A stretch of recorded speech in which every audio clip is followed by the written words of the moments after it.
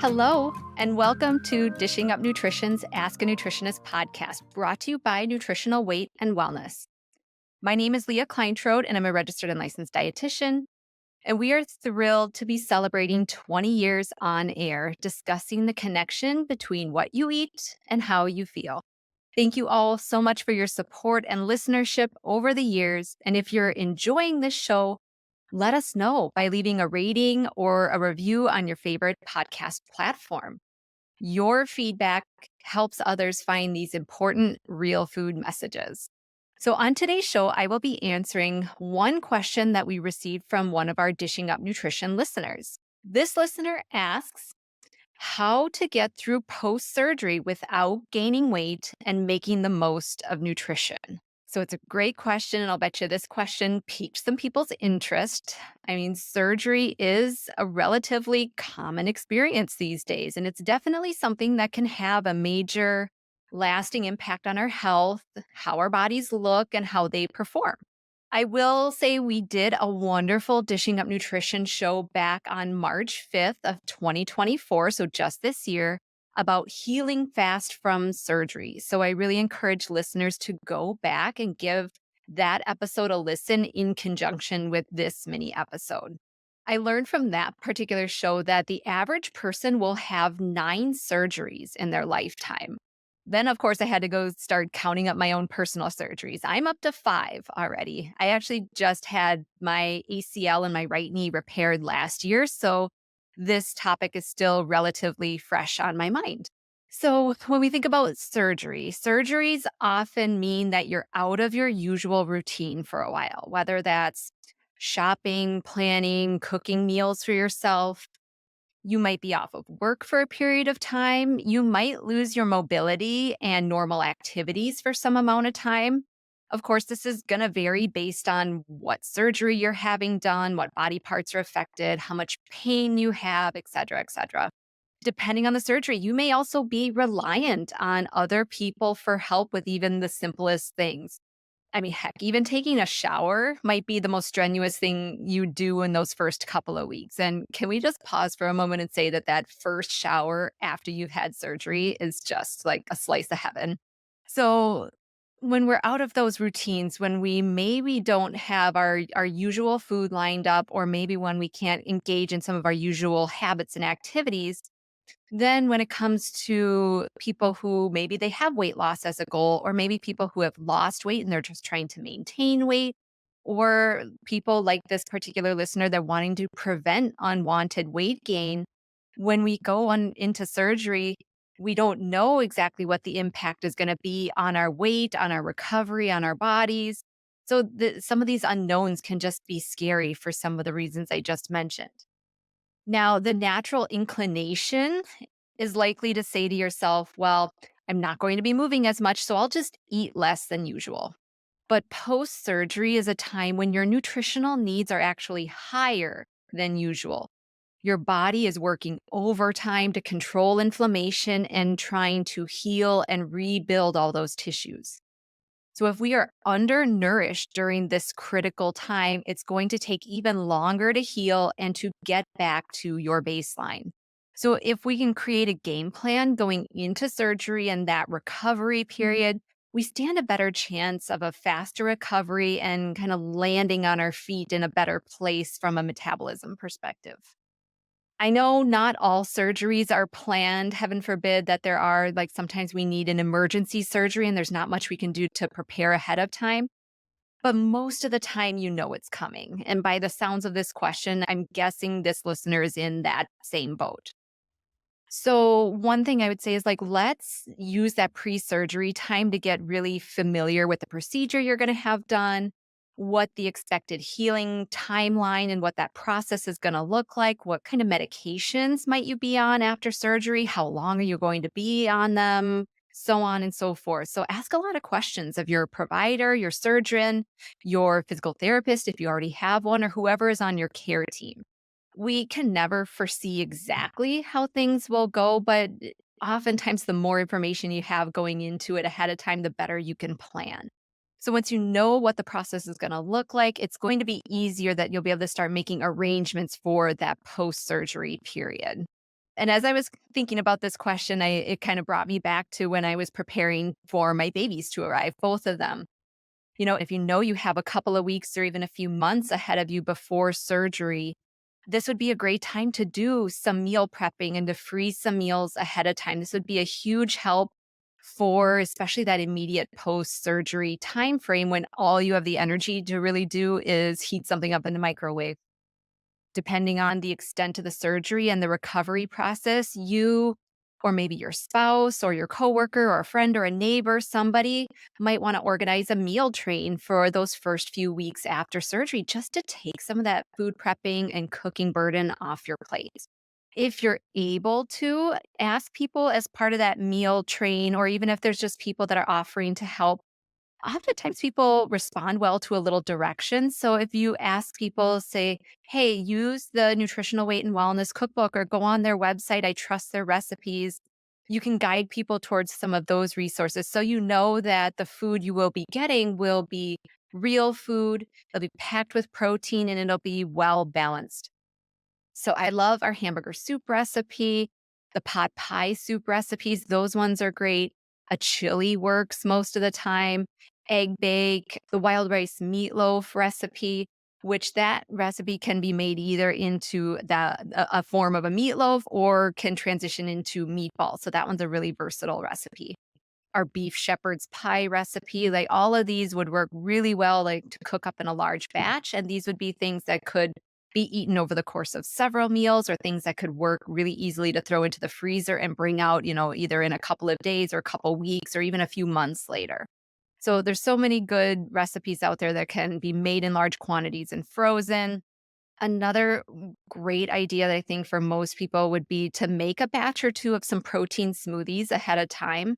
And again, either keep a couple in the freezer or put some in the fridge if surgery is coming up really soon.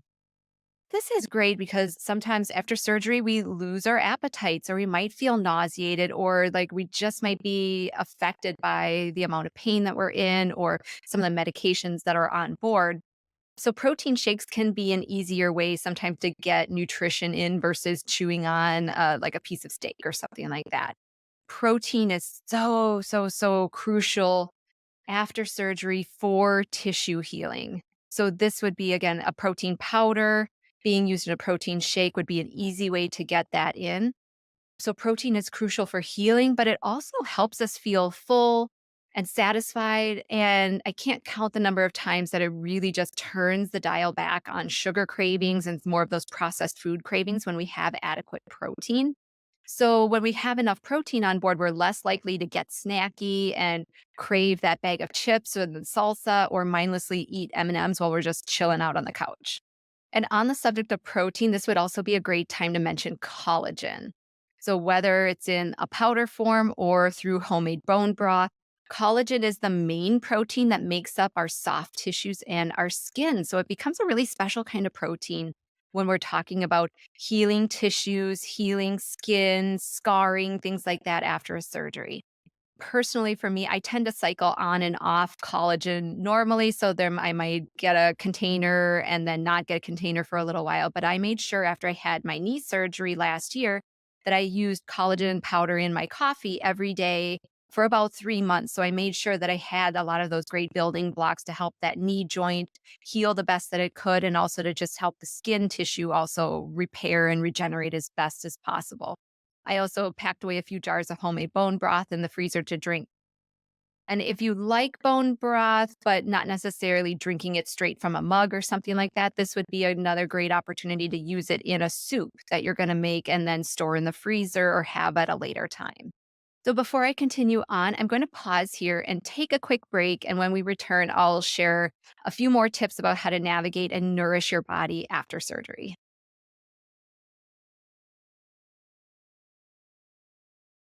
All right, welcome back. Another strategy that I'd recommend after having surgery is staying up on your water and your fluid intake in general. So, usually during surgery and post surgery, you're getting pumped up with a lot of IV fluids, sometimes more than you really need. And that's actually sometimes done on purpose because, if you don't drink a whole lot, maybe that first day or two after surgery, just because maybe you're a little nauseated or it doesn't feel good, like we're not going to get into a huge amount of trouble there. So, again, you might have a little extra fluid on board coming out of that surgery. And oftentimes, if you do see some weight gain in those first couple of days or that first week after surgery, that's because of that fluid retention. And we've got a lot of inflammation in the body. Again, like your body has undergone some kind of trauma and it's working really hard to do all those repair processes. So, in the meantime, we are going to hang on likely to some extra fluid. So, you really, if you are getting on a scale, in those first couple of days after the surgery, you might see that weight go up likely because of the fluids and the inflammation. And when you feel puffy, when you feel inflamed, or when you kind of feel heavier, like you're holding on to more weight than usual, the natural inclination may be to not drink as much water as you normally would. But you're going to need at least your baseline amount of water to flush out the anesthesia and the medications you're taking, as well as to help prevent constipation, which is a common thing that can happen after surgery. And especially some pain medications are well known for causing constipation. So, this would not be the time to back off on the water. Drinking at least your normal baseline of water, and likely, if you're able to, getting in a little bit more would be a helpful thing. Again, this is where maybe the smoothies and the bone broths, or even one thing my kids love in the summertime is taking a smoothie recipe and then freezing it into popsicle molds. So that might be another thing that you could try, is making a smoothie recipe or two ahead of time, freezing it into popsicles, and then it's something to suck on while you're recovering. And you can bulk up with the water or the almond milk content in there a little bit so you are getting some extra fluids. This would not be the time to cut back on fluids. We want to keep up on those fluids. One thing that I did postpartum and that I've done before when I've had some other knee surgeries is I figure out where I'm going to be parking myself for the most part while I'm recovering. So that's, again, usually it's like the couch and the recliner and your bed and maybe like one other place. Maybe it's a sunny spot out on your deck. Kind of figure out the places where you're going to spend the most time recovering and relaxing, and put some extra water bottles in that space. So if you don't have somebody to at your beck and call to run and get you water and get you ice whenever you need it, just setting up stations around your house so you have those fluids available and you don't have to get up every single time might be another helpful way just to encourage you to get more of those fluids in. There's a lot of other things we could talk about, but I think one last little tidbit I'll drop in here is that this is a great time post surgery to love up on your liver and love up on your gut a little bit extra. As I mentioned just a moment ago, you've likely had anesthesia during your surgery. Now you have a cocktail of medications to help manage pain, even if it's only just the over the counter Tylenol and ibuprofen stuff. You might have medications on board to prevent you from getting constipated. You might have needed to take antibiotics either before surgery, during surgery, or after surgery to prevent an infection. So, your liver and your gut, your kidneys to an extent also bear the brunt of detoxing these things from your body. So, this is where drinking plenty of water and bone broth, again, definitely come into play. But you may also want to consider taking a quality probiotic or making it a point to consume fermented foods like sauerkraut or kimchi or yogurt or a little low sugar kombucha, things like that to replenish the microbiome. And if you are a little hesitant or think you may be trending on the side of constipation, this would might be where some magnesium citrate would be really beneficial. So you get kind of the relaxation effects of magnesium, but you also get kind of the natural laxative effects that come along with magnesium citrate. And constipation, just to say, is another way where you might see that scale go up a couple of pounds if you're just not moving your bowels through like you normally do. Now, eating vegetables at most meals of the day, another great way to increase fiber intake, which will be helpful for that gut to rebound. And the cruciferous vegetables, especially. So think broccoli, cauliflower, kale, cabbage, things like that. These guys have some special detoxification powers. Broccoli sprouts and microgreens are another easy way to kick up your detoxification pathways and your capacity. So, again, these would be helpful things that will help that liver, especially with just managing some of the extra burden that it's under. For my tea loving clients, I might recommend like a liver supporting or a detoxing tea daily. A couple brands that I like are traditional medicinals or the yogi tea. So, something that's organic and has some of those great herbal components to it. As I round out here, I do just want to end with a few thoughts around weight gain after a major event like surgery.